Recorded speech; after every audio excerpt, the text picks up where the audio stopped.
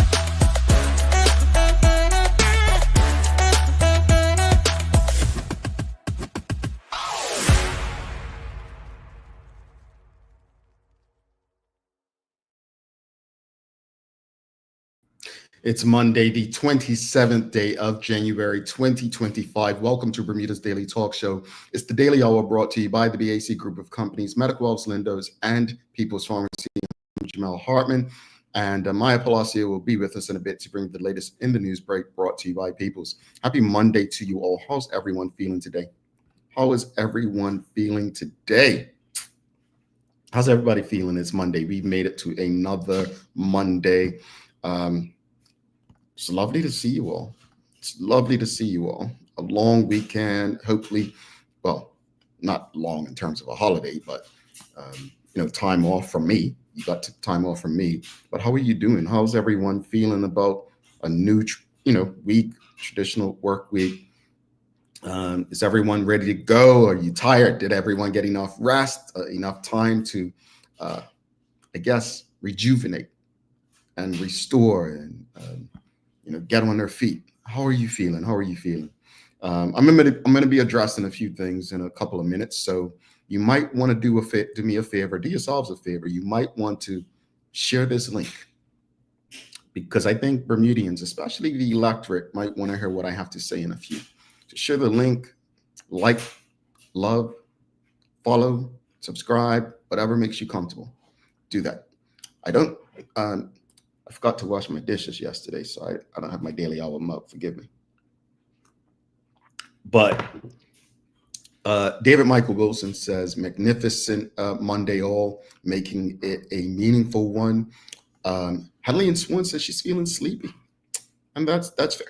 We tend to do so much on weekends that it's like we need a day to recover from that, right? So, yeah, Hadley's boss, please ease her up today. She's a bit sleepy.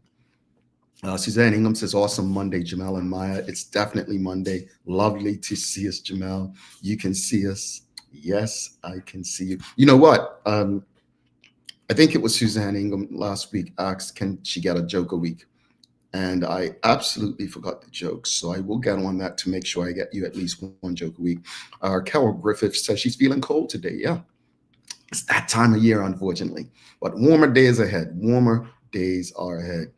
All right, folks, greetings, everyone, and thanks for making us part of your daily routine. A good one today as we welcome one Bermuda Alliance candidate for constituency 31, Linda Smith, onto the show.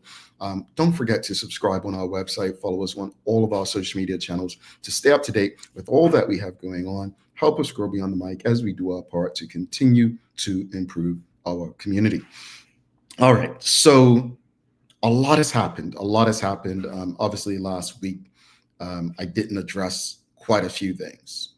I didn't address the announcement of a candidate by the name of Callan Lewis by the One Bermuda Alliance.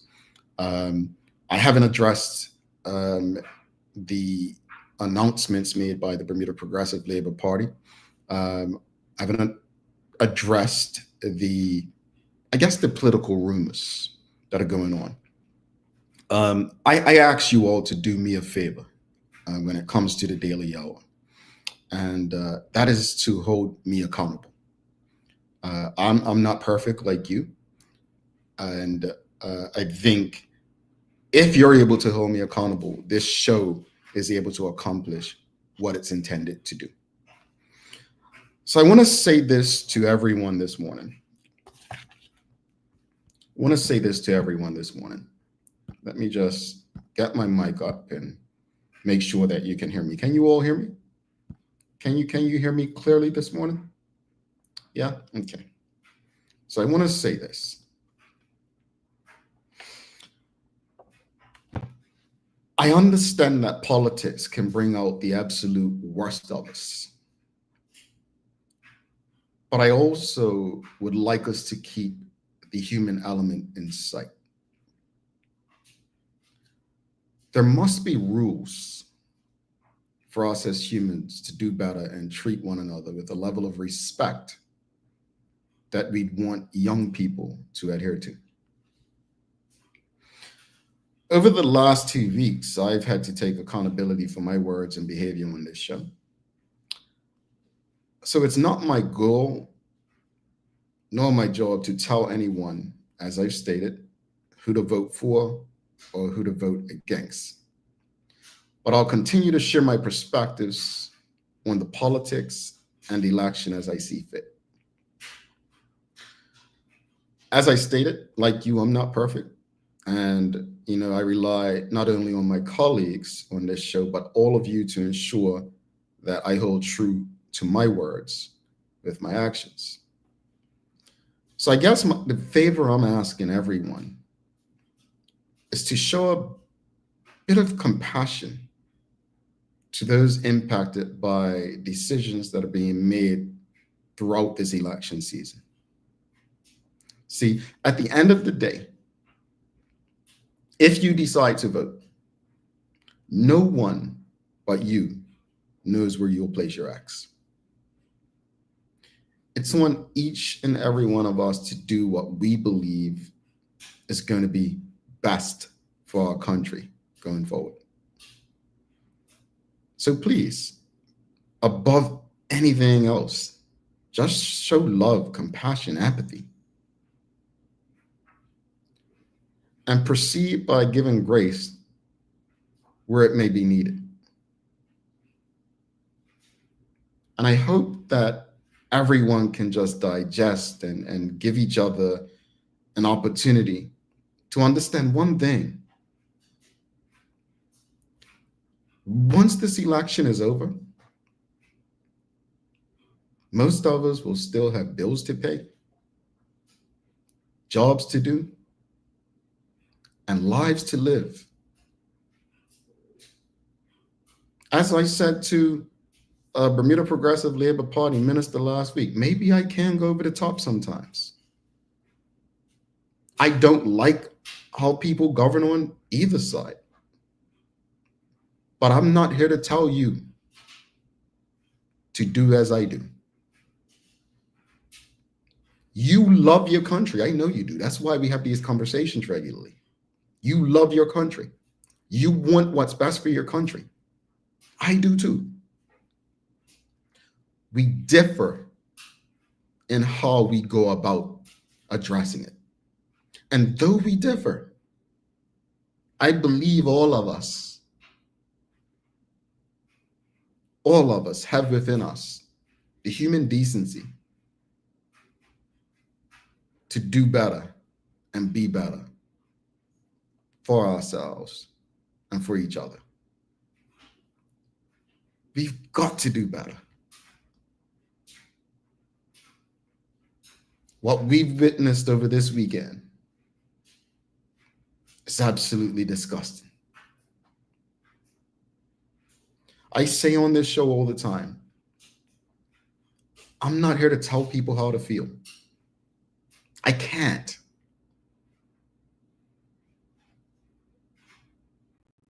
I can't tell you how to feel because I don't know how things impact you. I don't know how you digest information. All right. I hope that meant something to you all. I hope, again, I'm going to quote Teo a lot, but as he said in 2007, it's not to get you to think like me or think like us, but just think. Think beyond how you feel and consider the feelings of others. We're going to do the news break early, and then we'll bring our guest for the day, OBA candidate Linda Smith, onto the show. And you'll have an opportunity, like you had with Susie Aruda and Omar Dill, to ask questions and engage with people who are seeking your vote to represent your interest in the political ring. Let's bring Maya Palacio in for the Daily Hour news break. And after that, we'll take a break and then bring Ms. Smith, the candidate from the One Bermuda Alliance, into the conversation. Stick with us. Don't go anywhere.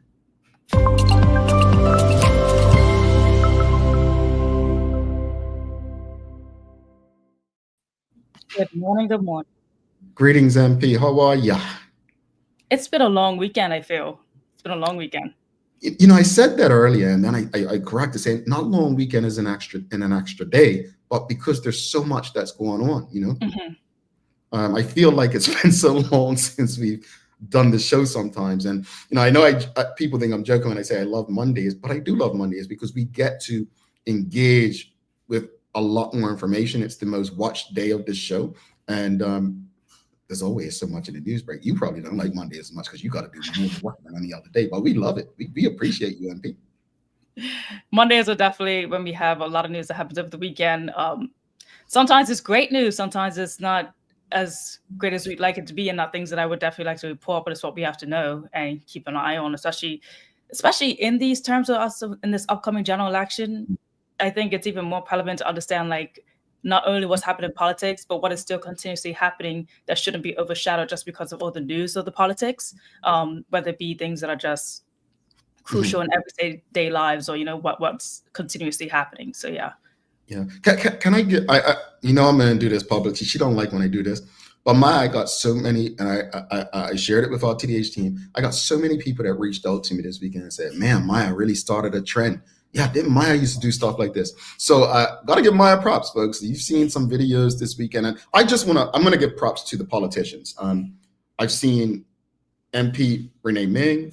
I've seen John Seymour from the One Bermuda Alliance, Wayne Ferbert, Minister Wayne Ferbert. I think, not Rodney, what's the guy name? Not Rodney King, C10, OBA, the King, Mr. MP King, I'll just say, MP King.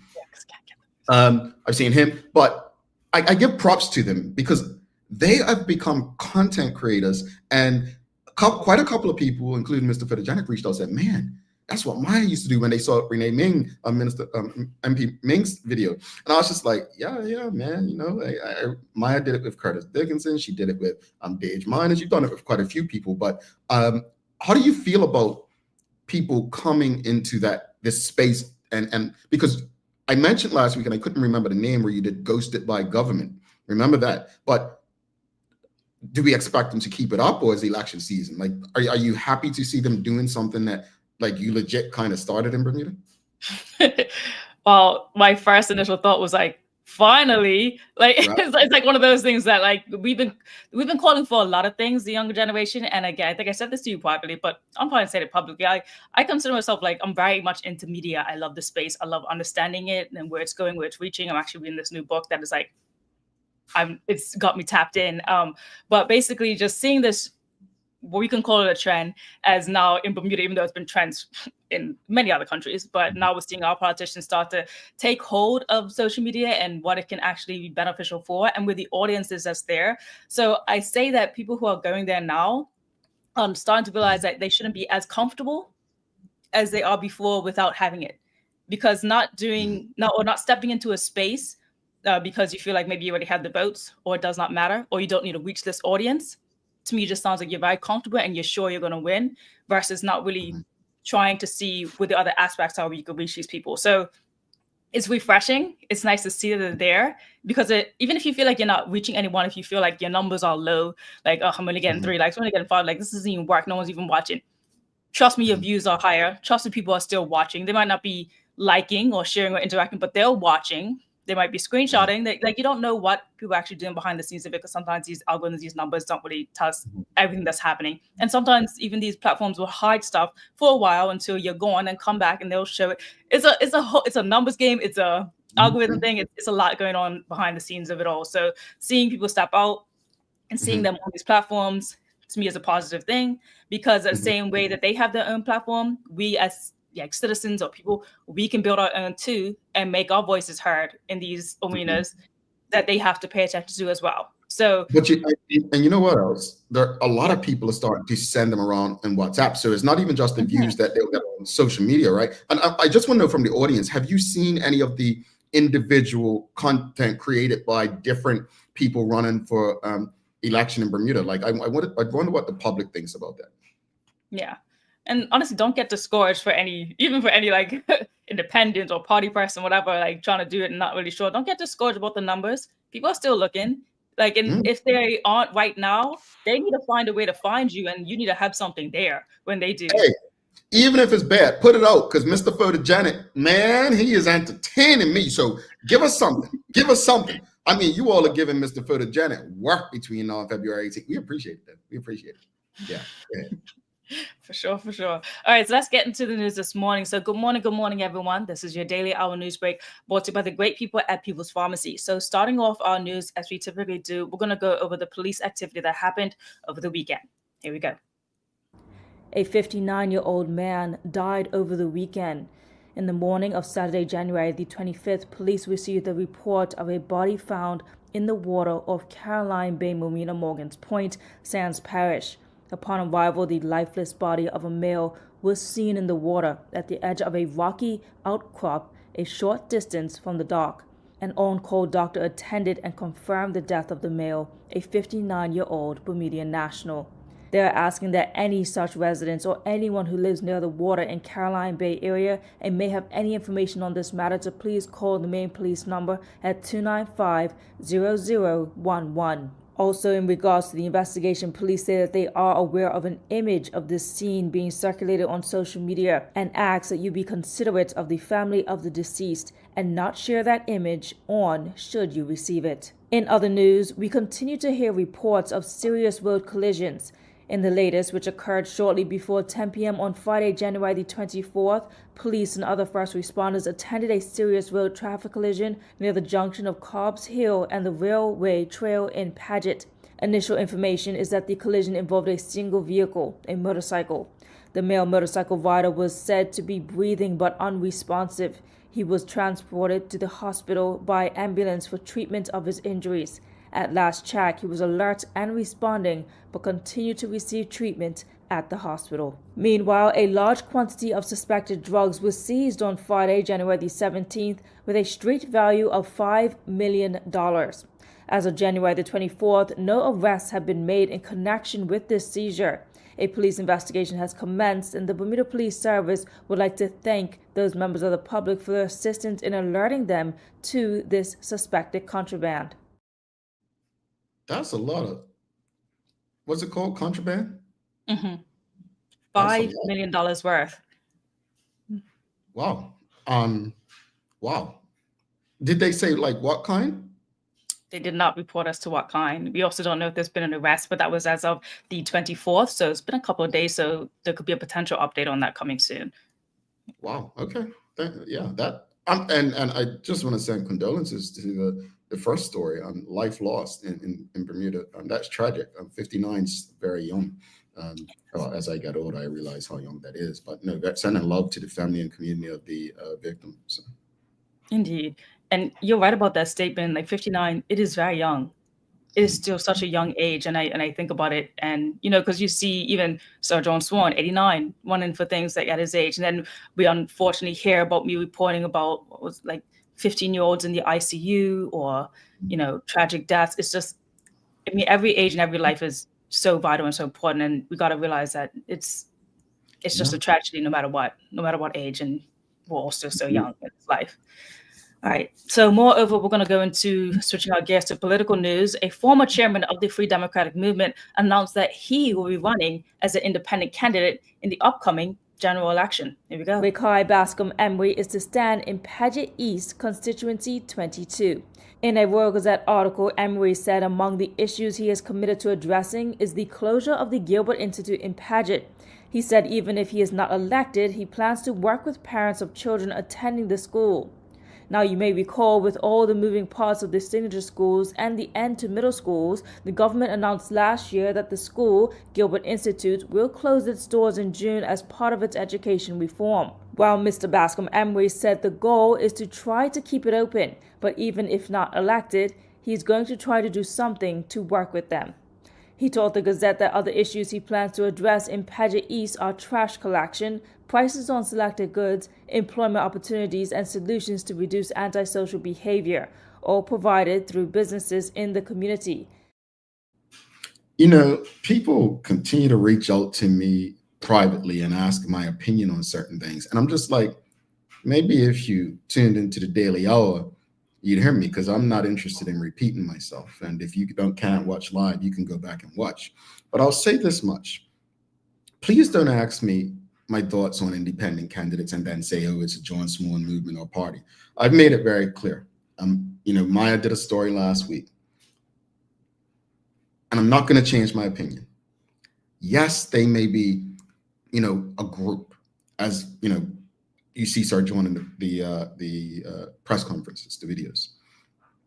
But there's one thing that stands out to me that seems consistent.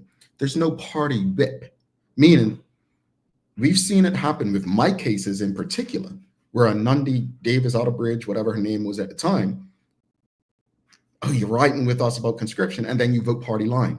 We've seen it in the PLP as well, because of the government whip. What they're basically saying the difference is, to my understanding, is there's no party whip. They'll be able to vote based on the interests of their constituents. I actually appreciate that. We've seen Curtis Dickinson, Renee Ming, we've seen Dale Butler in the past. We've seen, I believe, the late Sean Crockle and Mark Pettingill. We've seen it done with people in political parties, but it's not normal. I think that's the difference in what they're presenting. No, this is not an endorsement of the independent candidates or any particular person. No, as far as Ray Clay Emery, Maya said former FDM chairman. Did he address why he's no longer part of the FDM, Maya? Do you know? It didn't go into explicit detail about, like, why was it. It just said that he had resigned during the time. I was looking for in the article if he would have mentioned, like, maybe reasons as to why. He will be having more press conferences going forward, and hopefully we can get a team out there to just get a clear understanding as to why he's no longer with the party. Well, I want to say this about Mr. Amir Bascom Emery. I think I give him props. I do. He's very vocal, and he's pretty much saying, okay, I'm gonna just take it off social media and get out there in a constituency that most people will say he won't have a chance of winning. But that's what it's about. Going into a space, you may not have a chance, but being present for people, listening to people. Some people just want someone to listen to them. They want to be heard. So congratulations to him and all the best. Yeah. He did mention, like, he spoke broadly about parties in general, but it wasn't specific as to what party. But yeah, definitely running as an independent for himself. So moreover, we're going to talk about a candidate that was actually announced for the Progressive Labour Party. This was Pastor Leroy Bean. Here we go. I am humbled by the trust placed in me to represent the proud and resilient community of Hamilton East as your new Progressive Labour Party candidate. I must first pay homage, as already been done, to the Honorable Derek Burgess, a man whose tireless dedication and unwavering commitment to this constituency, our beloved Bermuda, has set a standard of excellence. So that's going to be a hard one to follow. As of this report, Pastor Bean will be up against FDM's Desmond Crockwell and the OBA's Lateef Trott. Looks like it's going to be a battle down there, but it's always been a PLP stronghold. Yeah, one to watch, because I think with Crockle and Trott, they're both sons of the soil in that area, as far as I know. So I don't think even the PLP strongest areas should be taken for granted. I feel like in this general election, no place can be honestly taken for granted. It's definitely going to be a lot of votes swinging in different ways. I would say in some constituencies who have like 4 candidates, even 3. So it's just a lot of options, and we still don't know like who's going to be filled in each and every spot yet. And what day is it? January 27th? Like, you know, the nomination day is right around the corner. When is that, Friday? Nomination day is the 31st. I believe that is Okay. Friday. So yeah, so Okay. that's going to be here really soon, and then we'll You finally ain't, get. you ain't gonna see my name, folks. You know what's funny? I actually think that I can actually put my name forward and get nominated, but I can't vote. Isn't that crazy? Like, it's like Donald Trump. You know, he's a felon, can't vote, but he can be president of the US. That's how ridiculous Bermuda's law is. I can actually be nominated to run as a candidate, but I can't vote. Really? Even if you're not registered to vote? Think about it now. I'm a status Bermudian. Ah, yeah, you are. All you have to do is be Bermudian, I believe. I Yeah. remember doing the story about how to become an MP, and I think you have to be over 21 years old, have 2 people sign off it or something, and then be over. You think about it. Interesting. Donald Trump could be president as a felon. I can run, but I can't vote. Don't we live in an upside down world, folks? Anyway, sorry, Maya. Not about me. Go ahead. We're going to move on to a different piece of news. We're switching gears here. But before I do, there was also a statement that came out from the Progressive Labour Party. Jamal mentioned it briefly, but about the attacking ad that it came out in regards to the beloved football player, and son and brother and father, Marco Warren, but attacking the Progressive Labour Party members and candidates within it. And they basically were just letting people know that this is not something that they uphold with, and that they still believe in the confidence of the Bermuda Police Service. For their ability to investigate the crime and bring perpetrators to justice. And they also just close by saying to all the families, they extend their regret for the distress caused by the repeated emergence of such baseless attacks, and that the party does not take lightly to the attempts to exploit personal matters for political gain, and reaffirms its stance against any form of political misconduct. So, yeah, I said what I said earlier. We've got to be better. I don't want to believe that we're not better than this.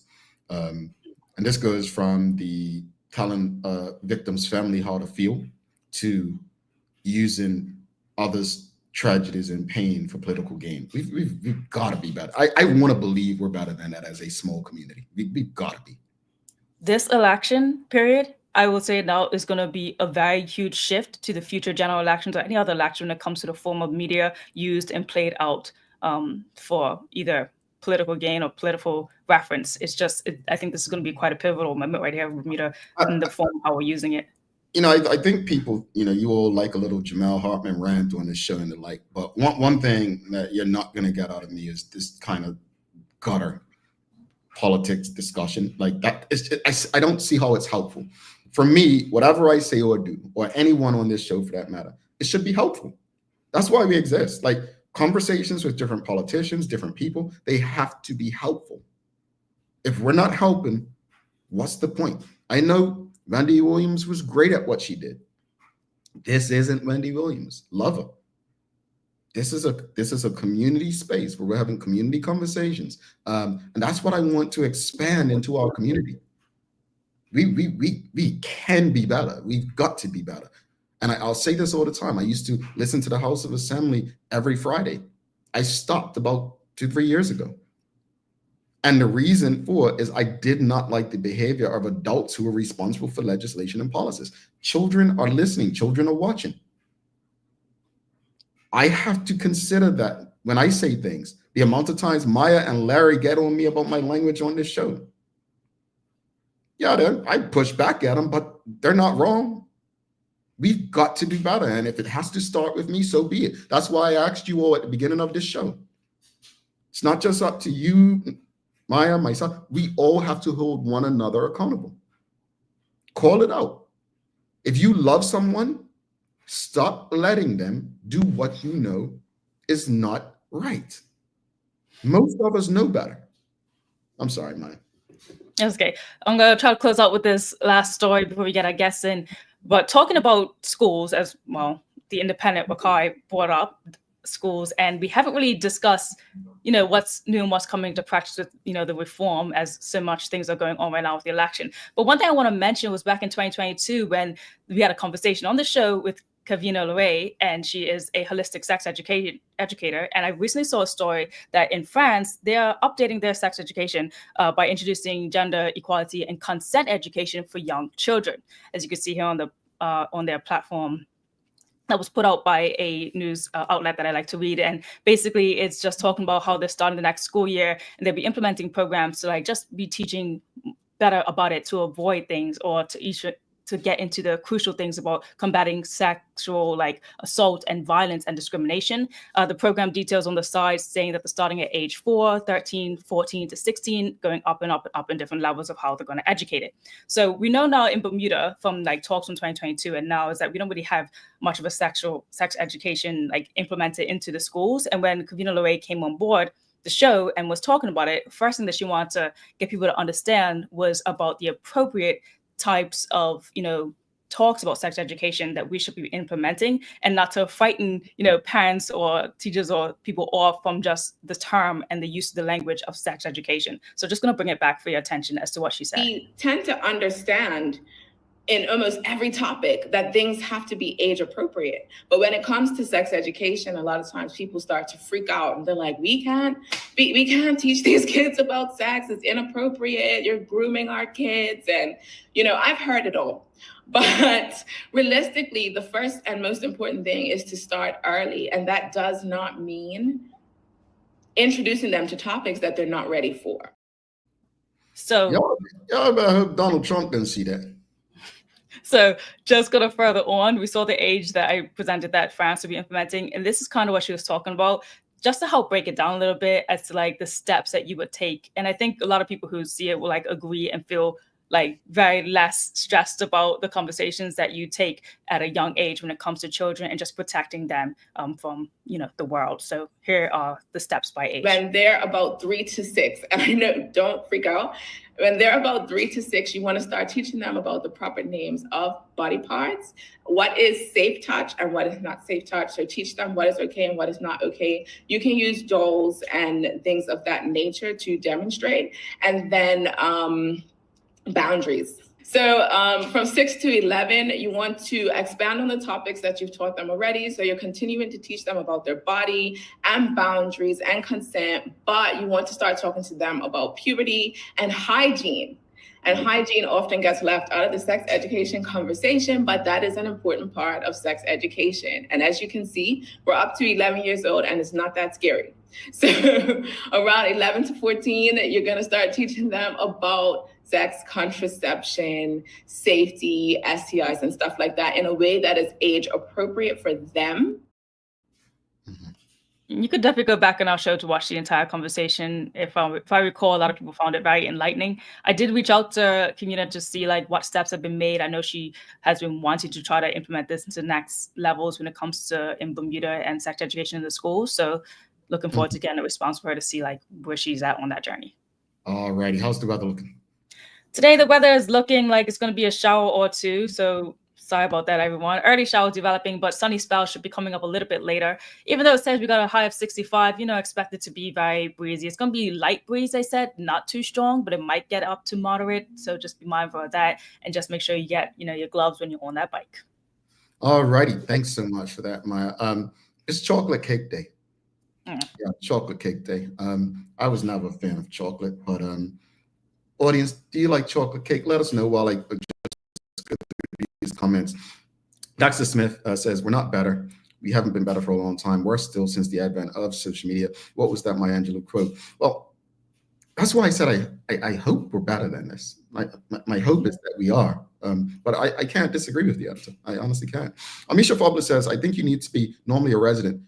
He's put that in quotes for a reason, to be eligible to run. Yeah, like we should normally a resident to vote. Look, Misha Fobler, let me tell you this, and this goes to every politician on every side. If you can remove me because I'm not normally a resident per se, I've got 10 people I can name right now, but I'm not like that. I'm not a telltale, or in the hood they call it snitch, but I'm not one of those people. Fix the system before the people fix it for you, right? And then the whole thing about normally a resident to run, Desmond Crockett just said he's only been back from Bermuda 4 months. There are other people running who aren't normally residents. You feel me? So just, I don't know, not you, but the politicians and the registrar probably need to cut the BS. That said, we've got a chocolate cake lover right there. That's Charles B. Duff II. And then we've got Marquita Lee. She says, yes, chocolate is a must. Chocolate. You like chocolate, man? No? I don't like cake, period, unless it's a carrot cake. Like I would do a carrot cake and a cheesecake, but the rest of them, no, thank you. All right, we've got Traveling Trotty says, I love chocolate cake. Yummy. We've got Adam of Wiltshire says, yes, we love chocolate cake. All right. Look, I'm going to be honest with you. I'm calling me Mr. Piggy. I'm going to eat it. I'm going to eat it. I was never a fan of chocolate growing up, but I'm going to eat it.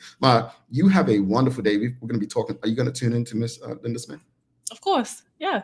Yeah, because that's like the constituency so far with like the most candidates I've ever seen in one constituency, huh? Yeah.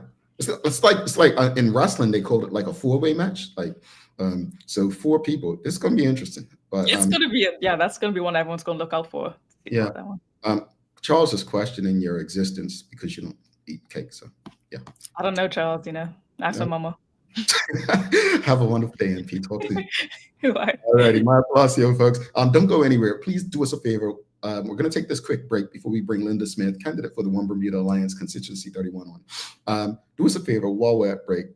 It costs you nothing. Just give us a like, love, follow, share, retweet, repost. Costs you nothing. Let's ensure as many people as possible have access to these community conversations. We'll be back in 2 minutes, 11 seconds. People's ACW, located at King Edward VII Memorial Hospital, carries over-the-counter medicines, toys, cards, and even toiletries. Our knowledgeable staff are there whether you're at emergency, visiting family, or a member of BHB staff, to show you our best even when you're feeling your worst. People's ACW, we're here for you.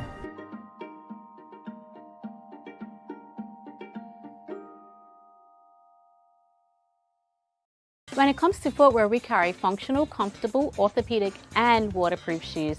We have construction shoes, golf shoes, shoes for walking, shoes for boating. We even have shoes for pickleball. We have shoes for everyone. With brands by Skechers, Atrax, Propay, Easy Street, Nursemates, Clogs, Avenger, Cherokee, Cat, Frog Talk and DeWalt. The list goes on. See it all at our new expanded location on Bakery Lane. Welcome to the new bulk store, Lindo's Next Level. Wake up in the morning with enough coffee to keep you running throughout the entire day. Your pet at home deserves the best. Stock up on dog food to keep your puppy happy. Need a quick tasty lunch at home? Your chicken nuggets will be jumping right out of the freezer.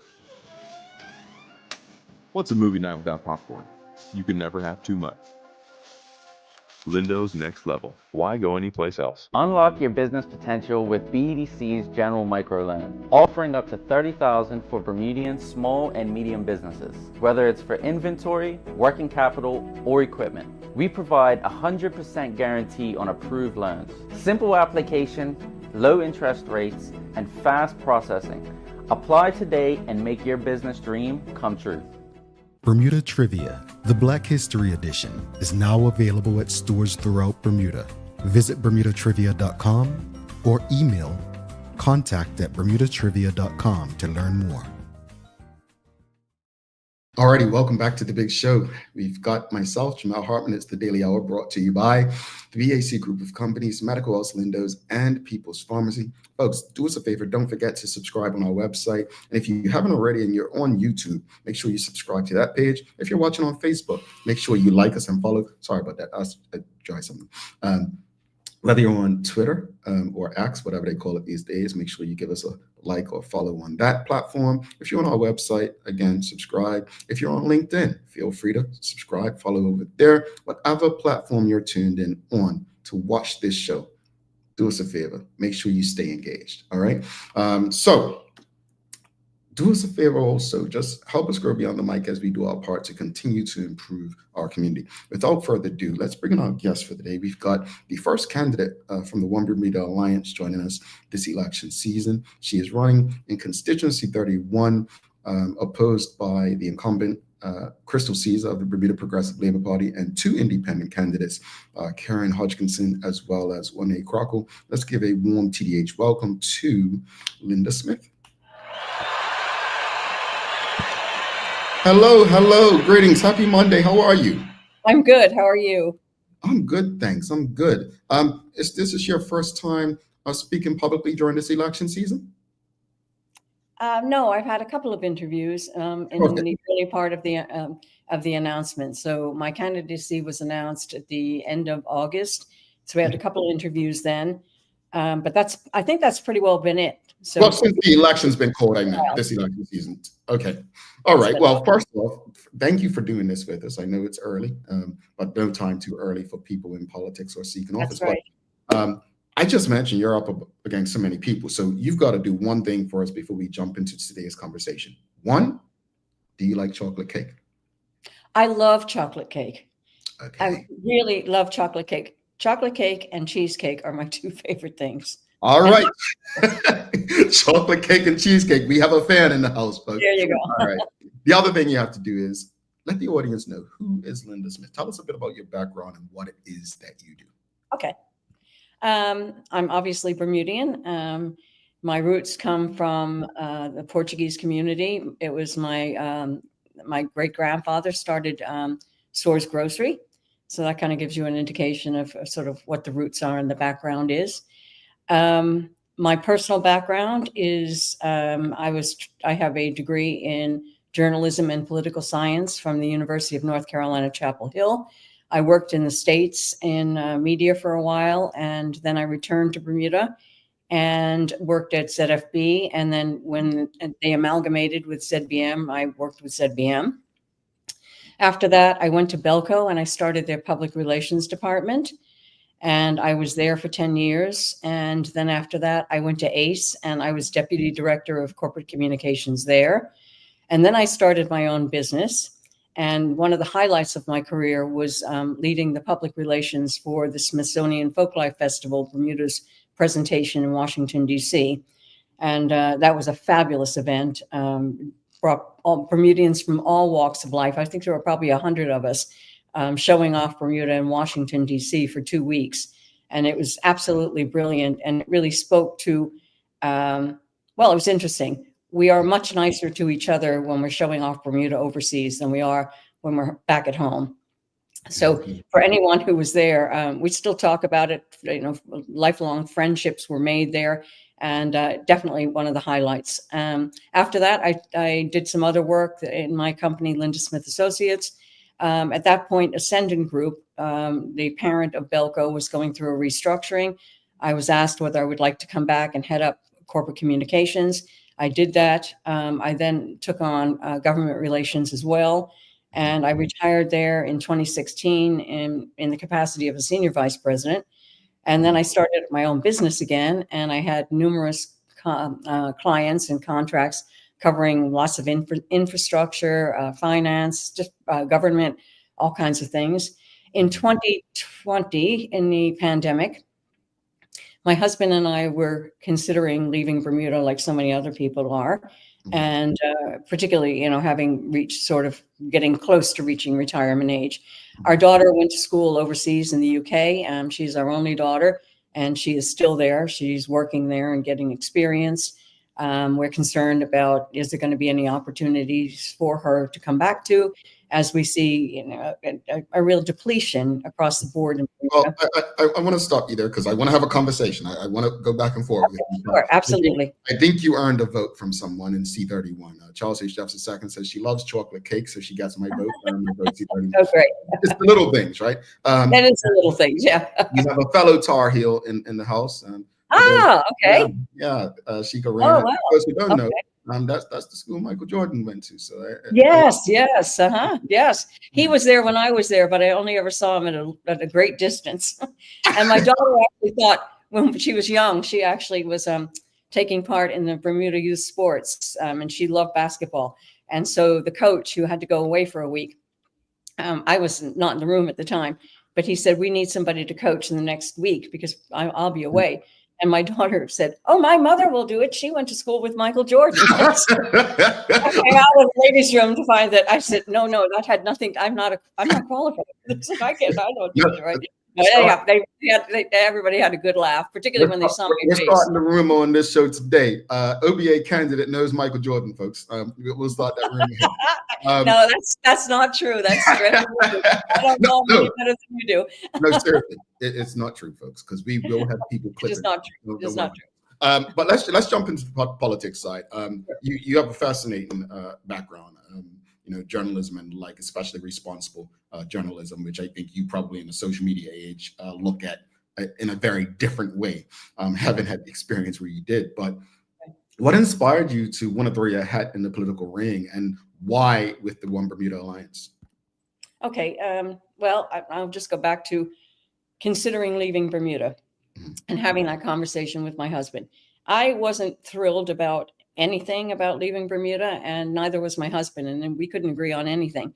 And then we just sort of looked at each other one day and said, do you really want to do this? And I said, no, I don't really want to do this. This is a home.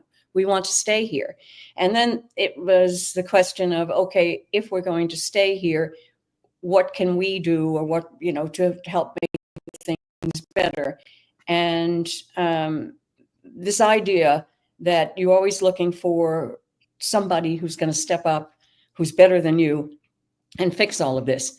And that person isn't stepping up, and it's not one person.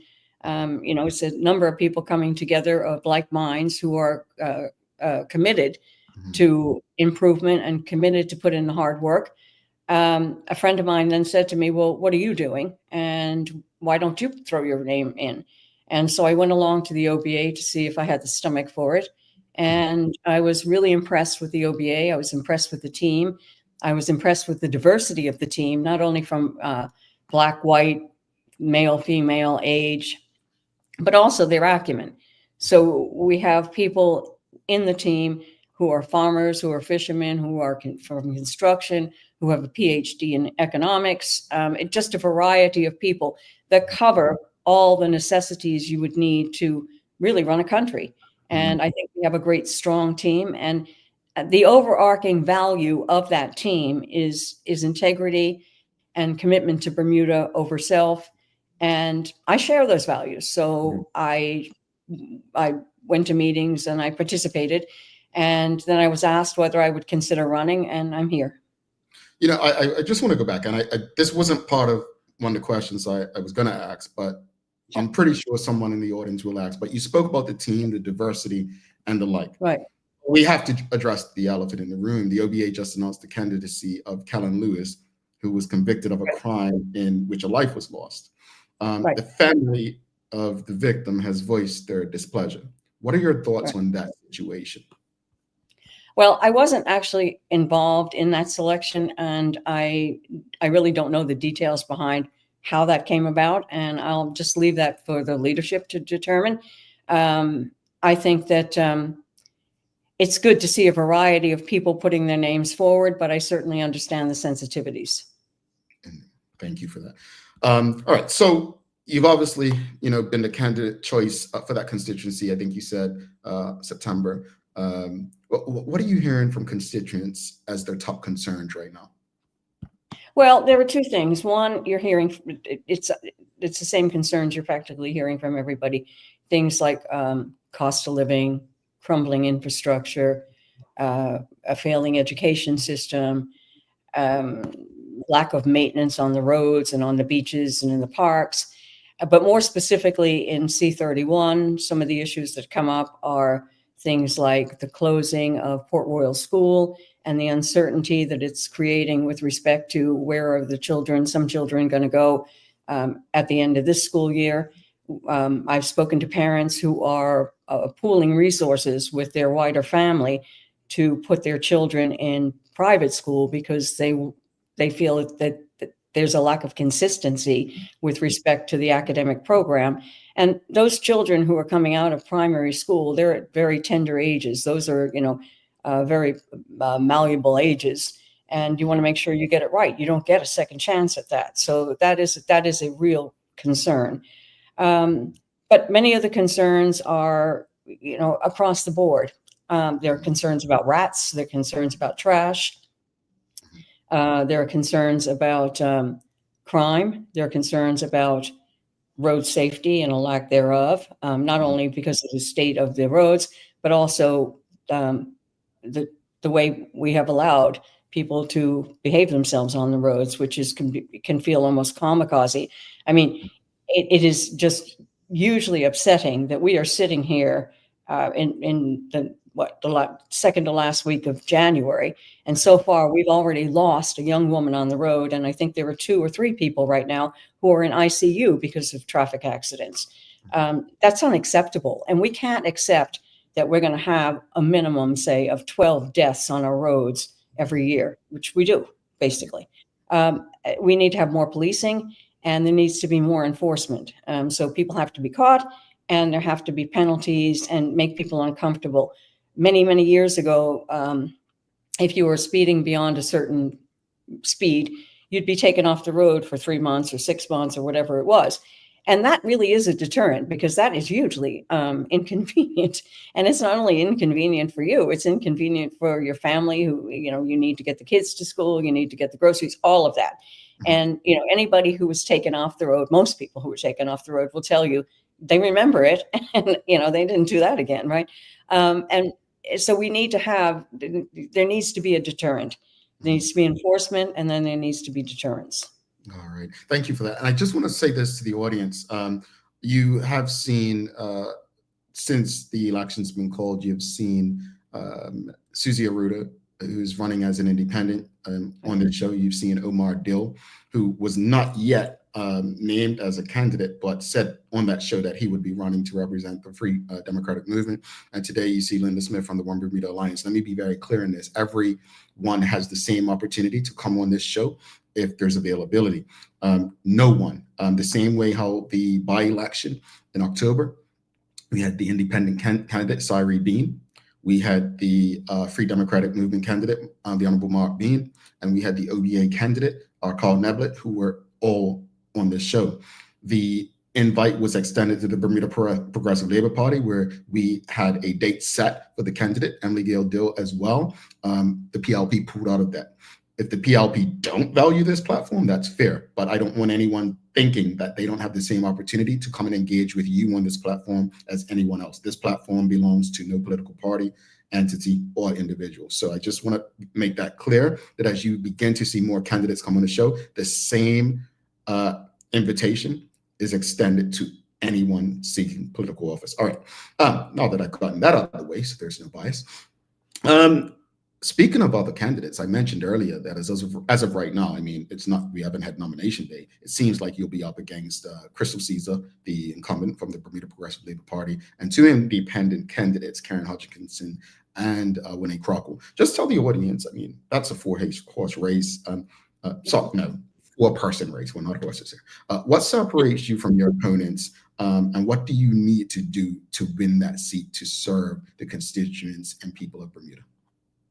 Well, I think there's a number of things that separate me from my opponents.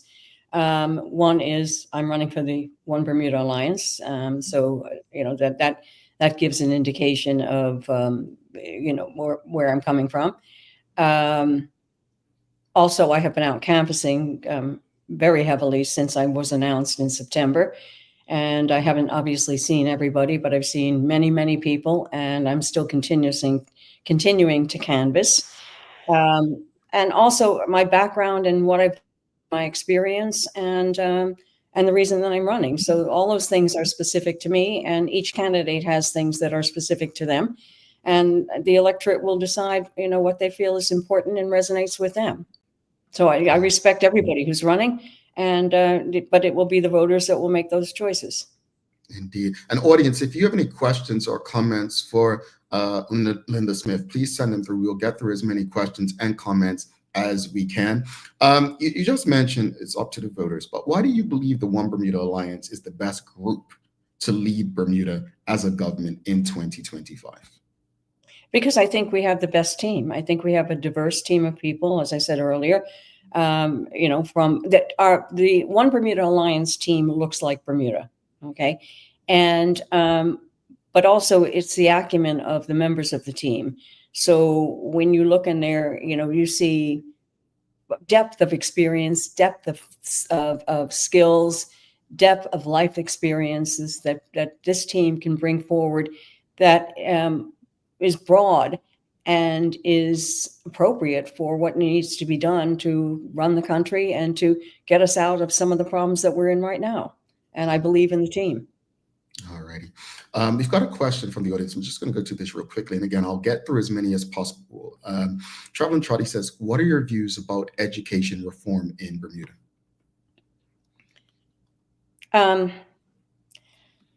The education reform has been difficult, and there are a lot of difficult issues with respect to education, particularly given the fact that we have less children, and it's difficult to keep the buildings going. So there's that. But what is really unfortunate is the way it has been rolled out. To hear from time to time, for instance, that there are signature programs, but there aren't any teachers to teach the signature programs, or that there aren't enough staff and faculty at the school to keep the school open on a given day, which causes parents stress. But above that, it also sends a really bad message to the students, and that is that we as an adults and the education ministry is not accountable or organized enough to keep the schools open. And it just basically indicates a lack of responsibility, a lack of accountability. And these are leadership positions in our community. And I think, it's important that we lead by example, and you're not seeing a really good example of that right now. The other thing about the education system, we need to get back to some serious technical training. Not everybody's going to be a lawyer or an accountant or an actuary, and not everybody wants to be. But we do need skilled construction people. We need skilled carpenters, masons, plumbers, electricians, and people who can build things, craftspeople. We used to have the Technical Institute many, many years ago, and then it was Bermuda College. But the technical training, high-level skilled technical training, has really not gotten the attention that it needs. And, it's a vocational area, but many, many people have made life careers out of it and done very well, and we should bring that back. It's an opportunity. Yeah.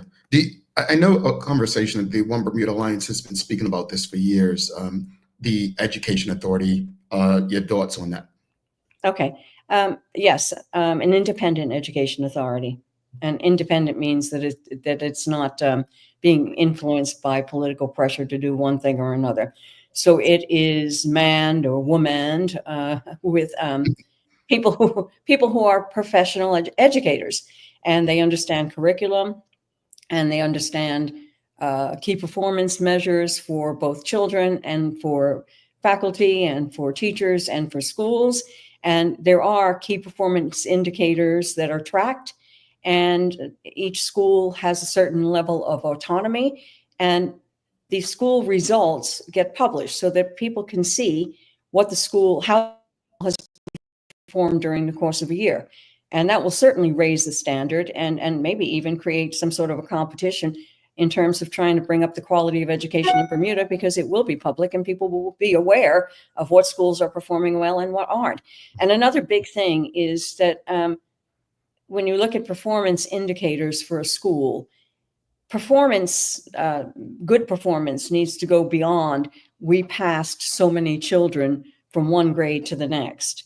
Passing a child through is not a measure of success. What is a measure of success is passing children through who have met the requirements to pass to the upcoming grade. If they haven't, it's a travesty to let them go through. We owe it to them. Yeah. We owe it to them to make sure that they're fit for the next level of education. Otherwise, we're letting them down. I want to go back to something you said earlier about the Education Authority, independent. And I don't think you were taking shots, but I'm going to take one. Okay. Because I think it's important to understand that for it to be fully independent, we can't not involve politics. And that means a former politician, election or two removed, a current politician, and I'm using the BTA as an example. Right. I gathered you were going. Okay. All right. Just wanted to make sure everyone's on the same page. But that's where you are. Okay. I think that's the point that needs to be made when we say independent. We cannot say it's functionally independent if people who are part of government, and when I say government, not civil servants, the literally political side of it, are leading it. So I just think we should be very clear about that and hold no punches in what an independent authority looks like. It looks like educators people who are in that space making the decisions based on their expertise. So just wanted to add that, not that, I just want to be a bit. Can I just add something to that as well? Our education system, we need a level of dedication to the education system. So the education system shouldn't be changed every political cycle. And so getting the politics out of education is really, really important. There has to be consistency. There has to be longevity.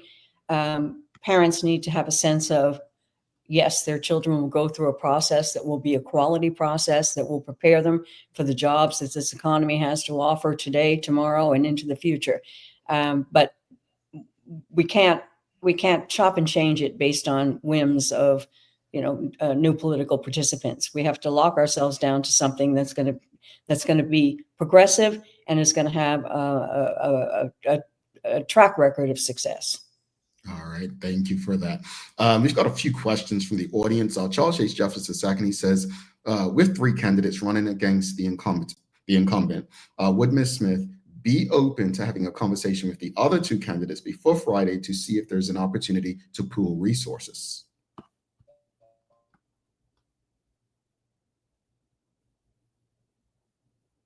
Hello? I think we may have lost her, folks. I think we may have lost her. So. I'm sorry? Oh, are you there? Yeah, I am now. Okay. Okay. I don't know what happened.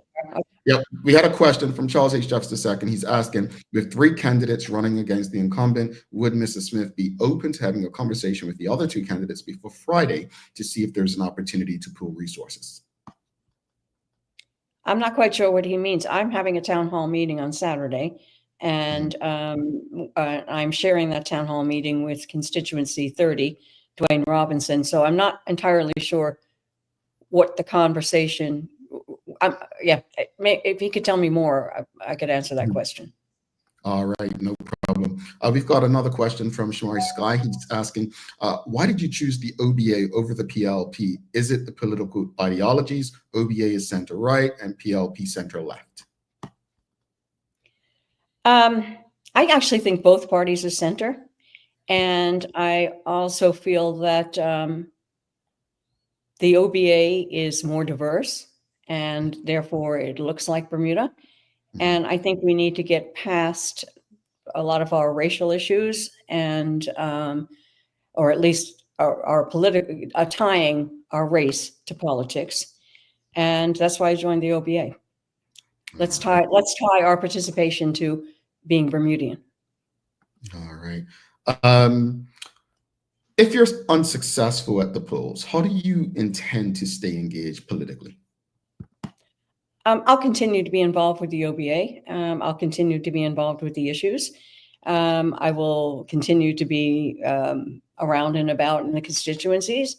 I'm very interested in politics, but moreover, I'm interested in good governance and good policies and things improving.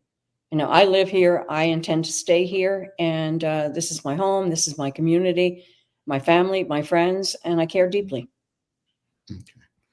Okay. One of the things that have come up a lot since the election was called is young people and their ability to participate in this election because of the timing of the election. I guess the One Bermuda Alliance released a statement regarding that was something they would address in the first year. You have that, but if you had the power and you were elected, what would be the first thing you would want your government to achieve if they were successful as a group? I don't think that there's one thing that you can say you want the government to succeed, because there are so many things that need to be done. And certainly the extending the vote to students who are overseas, that's hugely important and something that should have been done. So that would be a priority. There are a number of priorities, but there's not one thing. There are so many issues that we have, and truly a lot of those issues are interconnected. So if you can make improvements in one area, you're going to see benefits in others. But it really needs to be a holistic kind of look at everything and start chiseling away at a number of issues across the board. our saying in the One Bermuda Alliance is, we begin by getting back to basics. And I think that's important because we don't need to recreate the wheel. We just need to put the spokes back on the wheel and fix the wheel and get the wheel moving again.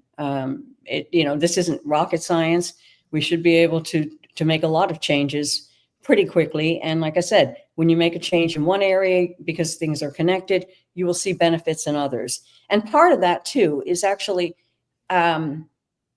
raising the level of expectation that we have in our government, in our civil service, and in our community, and amongst ourselves, with respect for each other, with respect to expecting leadership to show leadership and to show examples, with respect to accountability and willingness to be open and honest and make the changes that need to be made so that we can move forward in a better way.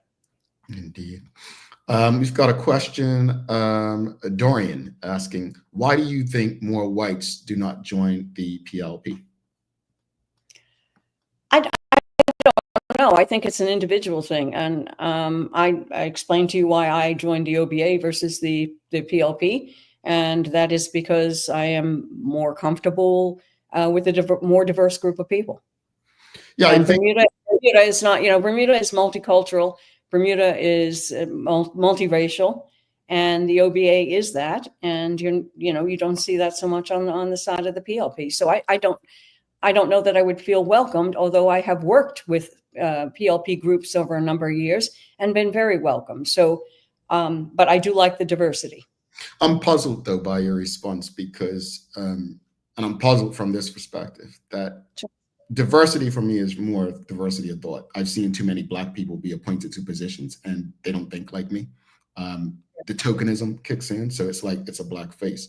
So I don't really look at race and gender or what people look like as diversity. Personally, that's me. I look at what are the thoughts. Now, as far as the PLP, I think that's actually, I think Dorian asked it, I think that's a valid question because you said you were comfortable. I guess the question, follow up with that, the right question would be, well, why are non-Black people outside of Zandy Silva and I think it was Jane Correa most recently, why are non-Black people not comfortable joining the PLP? Is it a way they were treated? Is it the lack of welcoming, like they don't feel welcomed? I mean, is the OBA more welcoming to more diversity when it comes to what people look like or gender? I think that's what he's asking. It's like, okay. It's not going to be diverse if you're not giving them a chance, I guess. Yeah, no. I have worked with both groups, and over the course of my years, I have voted for both different political parties. I voted for the PLP when I felt that the candidates were better than the others. For me, the PLP didn't feel comfortable. To me, it didn't feel welcoming. But I think that they have some very good people in the PLP, and I respect the efforts that the PLP has made. I have been around long enough to have covered the PLP back in the time of Lois Brown Evans, and I would say that the PLP that we see today is not really the PLP of Lois Brown Evans. It's a different PLP, and there are a number of Black people who don't feel comfortable within the PLP. So there are a variety of reasons, and I think you have to ask the individual. But for me, it was diversity, and to Jamel's point, it's also diversity in terms of the acumen of the people and the way that they look at the world. Fair enough. And thank you for that answer and that follow-up. And Farah Palacio says, I like the range of age and individuals the OBA has. PLP gives yes man's club. And fair enough. We've got a comment. I think this kind of goes along with what you were saying. Ellen Kate Horton said, we certainly cannot continue to change things in education and claim that we heard it on the doorstep. I think you said, we can't continue to change it with politics and the like. We've got, this is funny. David Michael Wilson says, loves chocolate cake and distantly knows Michael Jordan. Definitely a vote. Look what Oh, you did. I'm never going to live that down. I'm going to walk around apologizing all the time for that lie. One last question before we head out from the audience. Charles H. Jefferson II, he says, Mark B mentioned after C36 by-election that those running against the incumbent should be willing to put ego aside in order to defeat the incumbent. Is there a willingness to at least explore that? Okay, I think that's a follow-up to his question before, I think. Sorry. Yeah, I think what he's getting at is a coming together of the independents and the parties to see if we can work things out, and maybe the independents, maybe the parties give up constituencies for the independents, or there's some coming together. That I'm running in C31, and that's where my concentration is. And if there's going to be discussions about any kind of coming together amongst the various groups, then that really is for the leadership to discuss, and not me. My focus is C31. I'm running as a candidate for the One Bermuda Alliance, and I'm staying that course, but I'm certainly happy to speak to anybody. All righty. Where can people go to learn more about you and your plans as the individual and for the party, should you be successful? Okay. Well, we are having a town hall meeting on Saturday, February 1st at St. Anne's Church Hall from 2 to 4. There's also my bio and background information on the OBA website at oba.bm, and also how to contact me at oba.bm. So if you have any questions that you'd like to ask me, by all means, please do. And I'm around and about, so I'm happy to chat with anybody. All righty. And final words, what would you say to the people of Bermuda as we head towards February 18th? I would say this is probably one of the most important elections that certainly I've ever seen. We are at a tipping point with respect to the state of our economy, the state of our local community on so many levels. In the lead up to the election, there's going to be a lot of entertaining dialogue going back and forth, and things that are going to be funny and entertaining and dramatic and all kinds of other things. But don't lose sight of the fact that on the morning after, whoever gets elected has to pick it up, pull it together, and put us on a better track than we are right now. This isn't a funny business. This is a very serious business. So before you cast your vote, give some thought as to whether or not you feel you're better off than you were in 2017. Do you feel that Bermuda's better off than it was in 2017? And are you happy with the trajectory? If you're not, then consider making changes or doing something different, because we do need to do things differently, because more of the same is only going to make us have more of the pain. All right. Linda Smith, thank you so much for joining us this morning. All the best with your candidacy for the upcoming election. And yeah, thank you again. Well, thank you. Okay. Great. Enjoyed it. Thank you very much. Have a great day. All right. Linda Smith, candidate for the One Bermuda Alliance, up in C31. Folks, if you appreciated the conversation, please give us a thumbs up, a love, a like. Make sure you share the conversation with your friends, your family, your colleagues. Please share comments. I'd like to know what you think about today's conversation and the candidate. We're going to take our final break. We'll be back in 1 minute, 40 seconds to wrap it up. Stick with us. Looking for the best care for your pets? Nova's Ark Feed and Supply has everything you need, from top quality foods to toys and supplies. We've got it all. Join our frequent buyer program and earn rewards every time you shop. Plus, we've been awarded the Clever Customer Initiative program for helping you save more. And don't forget, we open an hour early on Saturdays so you can get a head start on your pet care. Visit us today or shop online for easy pickup or delivery. Your pets will thank you. All right. Who was the first woman to become not just the first female opposition leader in Bermuda, but throughout the entire British Commonwealth? Dame Lewis Brown Evans. Hey, buddy. Han, who was the first woman to serve as opposition leader, not just in Bermuda, but throughout the entire British Commonwealth? Dame Lewis Brown Evans. Mason, what did we say? Dame Lewis Brown Evans. Dame Lewis Brown Evans? Where do you find that? Mommy playing Bermuda Trivia. Mommy playing Bermuda Trivia. Oh, honey, I'm so proud of you. Good job. It's true. Children are a reflection of their environment. Bermuda's favorite trivia game. Fun with a purpose. To educate, to entertain, to inform, to inspire, to learn, and to enjoy. Bermuda Trivia. All volumes now available at various stores throughout Bermuda.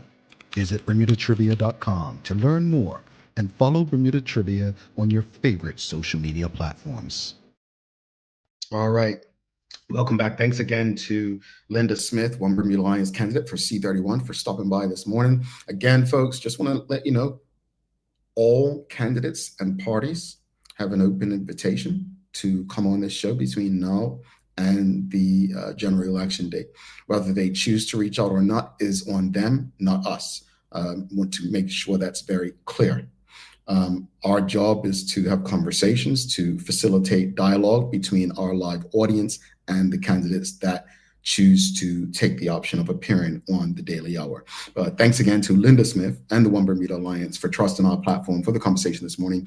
Thanks again to the BAC group of companies, Medical House Lindos and People's Pharmacy, for ensuring that we're able to do this with you on a regular basis. It is time for the Daily Play, brought to you by Bermuda Trivia, now available at stores throughout Bermuda. Follow Bermuda Trivia on Facebook, Instagram, X, and TikTok to find out why it's Bermuda's favorite trivia game. All right, audience, are you ready? It's a Bermuda Trivia political question today. All right, here's a question for you. I think it's rather easy. Audience, who was the last leader of the United Bermuda Party before it folded?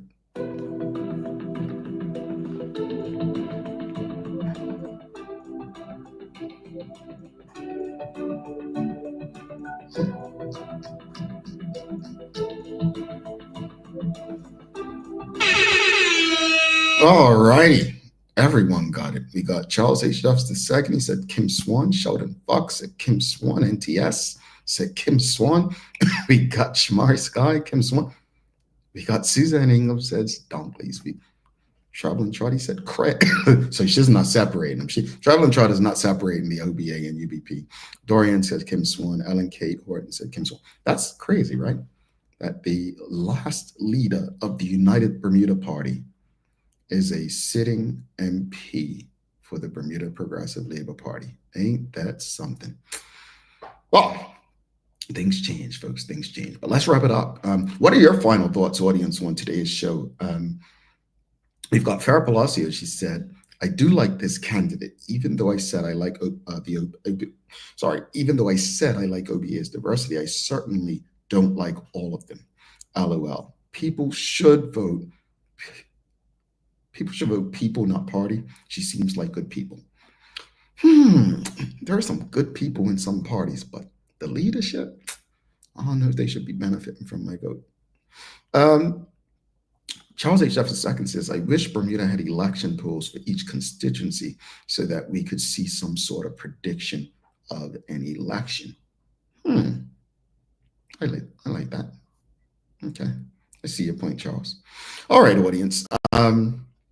Final thoughts on today's show. I'll say this much. I want us to be better than we are right now as a group of people. Politics can bring out the absolute worst in us. And sadly, it seems to be doing that. We feel how we feel. I get the anger. I get the disdain. But we have to ask ourselves, what is it helping with? What is it solving? I want us to do and live better. I do. I want us to engage with politicians. I want us to have conversations with them. This is your opportunity. This is when they're seeking you out. Take advantage of it. Everything you express on this show, at your family functions, with your colleagues, with your friends, this is your time. When they're seeking you out, make sure that they hear your concerns. Make sure that they feel your concerns. As I listened to Linda Smith this morning, I think she genuinely cares. Do I think she missed a few things? Maybe. At the end of the day, While I disagree with how the Bermuda Progressive Labor Party uses race, we can't act like racism is not the bedrock of our society. Is there a Black-owned bank? Is there a major Black-owned grocery store? And it's easy to say, well, nothing's stopping Black people from doing that. But it's about the foundations. So while I admit that race is used in politics to gain or maintain power, the trauma of racism, both economically and socially, has created much of what Bermuda today is. So I think we have to understand that it does play a role. Is it a big part? That's based on person's perspectives or positions. What I will say is, like the two previous candidates who've made this show a platform to have a discussion, Ms. Smith genuinely seems to care and want another Bermuda. Sorry, a better Bermuda. Whether you decide to vote for her or not is on you. But I think most people just want someone who genuinely cares. That's step one. And then someone who is going to do the work. Alrighty, here's your daily inspiration for the day. It's a quote: "It is not how much we have, but how much we enjoy that makes happiness," end quote. And that's from Charles Spurgeon, I believe his name is. I like that quote. Love that quote. Chris Gauntlet, OBA South Central C34 candidates, as well said, conversation is what will bring improvements. Partisan bickering won't. Indeed. Folks, don't forget to subscribe on our website, whatever platform you're on. Give us a like, love, follow, share the conversation with your friends, your family, your colleagues.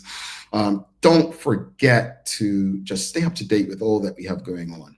Help us grow beyond the mic as we do our part to continue to improve our community. Thanks again to our partners, the BAC Group of Companies, Medical House Lindos, and People's Pharmacy, for ensuring we can do this with you on a daily basis. As always, we appreciate you, we love you, and we thank you for making us part of your daily routine. If all goes well, we'll be back to do this again with you tomorrow. I'm Jamel Hartman. Please do make it a safe and a great day. We are out. Peace.